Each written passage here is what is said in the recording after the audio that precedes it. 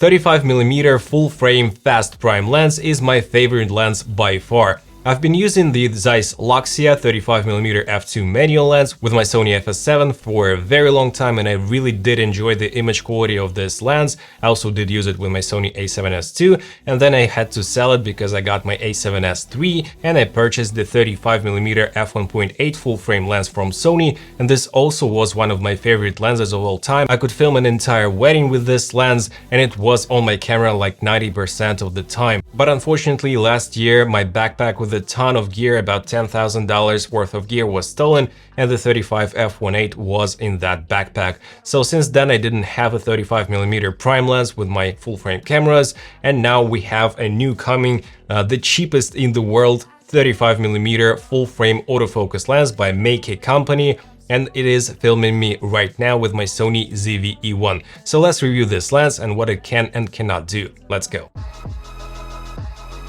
What's good guys, my name is Oleg Nikitin and you're watching No Limits On channel. So this lens is made for Sony E, Nikon Z and also for L-Mount. Meike 35mm f2 lens weighs only 300 grams. It's not the smallest lens by any means, but if you compare it to Sigma f1.4 lenses, 35mm for example, it is much smaller. Also in the kit you'll find the rear cap, the front cap, the lens hood, which is made out of plastic, as well as the lens, but I do feel okay about this plastic. The filter thread size is 58mm, so you can purchase relatively cheap filters for this lens.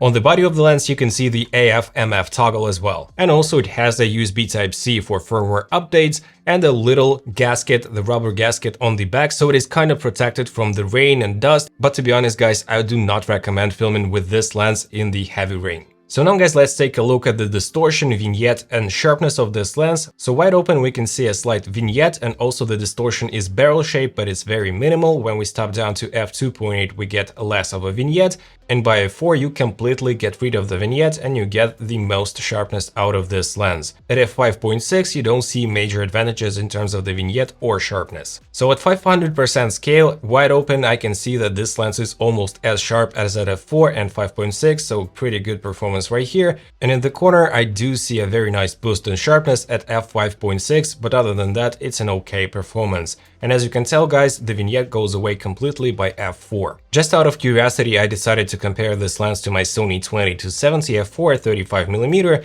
and as you can tell we have a slight difference in terms of white balance or color of this lens. It leans towards warm and greenish colors a bit compared to my Sony lens.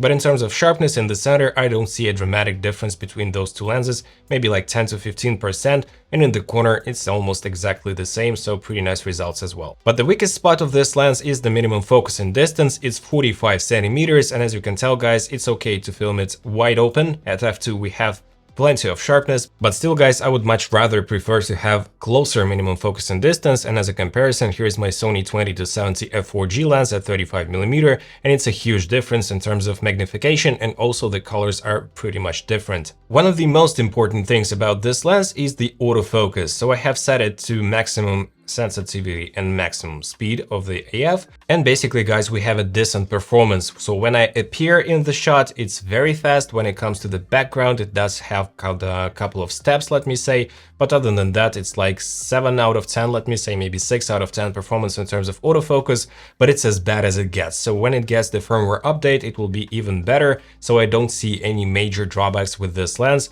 I've been using it extensively for my talking headshots and it's doing great. Even when I turn with my back towards the lens, it still tracks me pretty easily with the Sony ZV-E1 and artificial intelligence autofocus. So let me say it's a pretty nice performance of this lens in terms of the autofocus. Now let's have a look at the chromatic aberrations at f2, f2.8 and f4, and let me tell you guys that I don't see major issues as well in terms of chromatic aberrations, even wide open.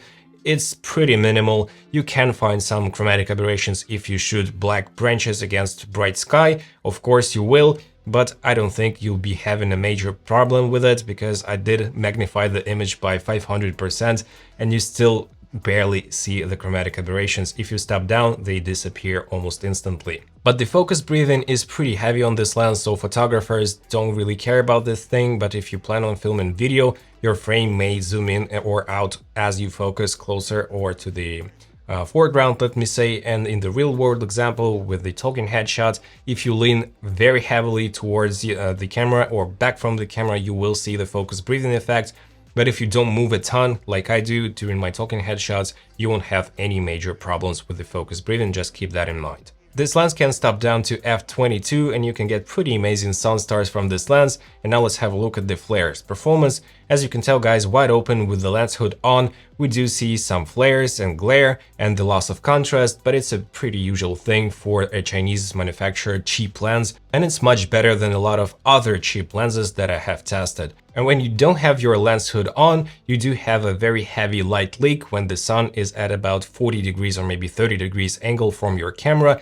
Here it is right there. So you'd better use the lens hood if you can, and I would suggest keeping the lens hood on. The bokeh of this lens is very nice. It has 9-bladed aperture, and as you can tell, it has pretty good separation from the background, and it looks a bit filmicky, like a Helios lens almost. It's a little swirly bokeh, as you can see on the edges of the shot, and I really enjoy the quality of this lens's bokeh. We'll have a look at it a bit closer later on.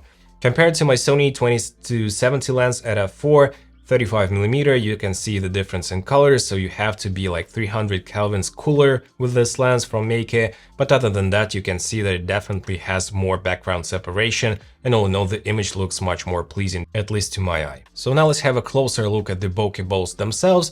As you can tell, we shoot in S-Log3 at 12,800 ISO at night, and I still can expose my scene properly. The bokeh balls themselves are very round with no inner texture, we're right now at 300% scale, and as we step down they maintain the circular shape almost throughout the entire aperture range, which is nice.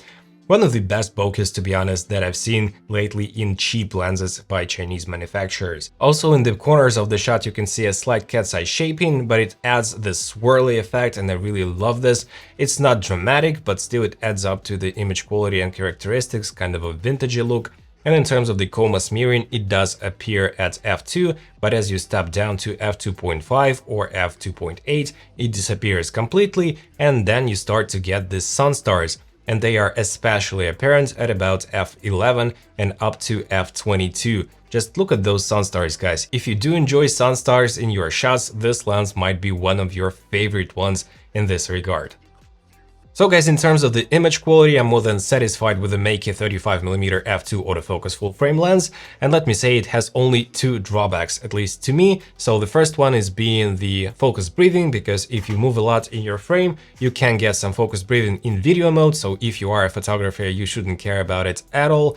And also the second issue that I found was the minimum focusing distance of 45mm, so if you don't shoot closer than this close of a portrait, you'll be fine. But if you want to do some macro stuff or something like this, it's not a lens for you.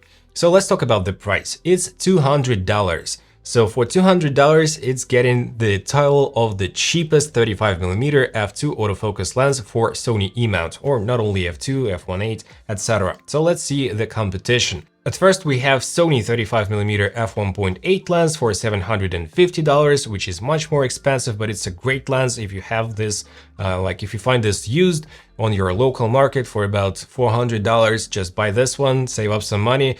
But even though it'll be like more than 2 times more expensive than the new Meike lens.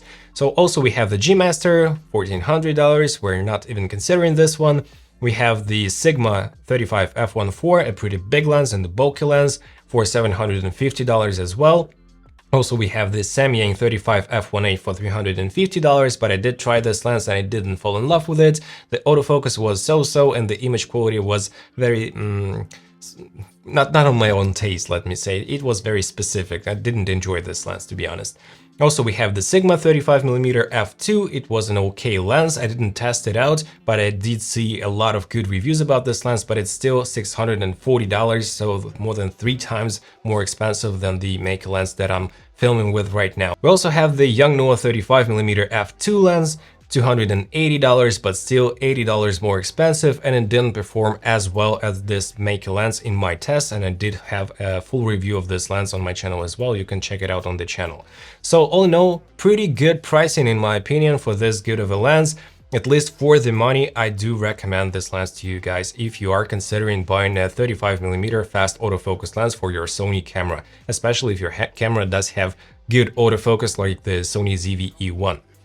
But other than that, guys, to conclude, I did have 28mm f1.8 lens after I was robbed in Italy last year, and I didn't fall in love with this lens either because it was too wide and not as useful for talking headshots like I do right here, like I do with my clients when we record different podcasts or YouTube videos, etc. So to me, 35mm is much better in terms of the focal length, and overall the image quality is still really great even wide open. I do film right here, right now, wide open with this Meike lens. I also did have the 40mm Viltrox f2.5 lens as well, but I did sell both the Viltrox 40 and the Viltrox 28mm lenses, and I just decided to keep the Meike 35 f2 autofocus lens for my particular needs, for my studio work, for my client work, etc. So I can highly recommend it to you guys if you are on a budget. So thank you so much for watching. If you did enjoy this video, smash the like and subscribe buttons and hit the notifications bell. And right here, I have the next video for you to watch. Thank you. Take care. Bye.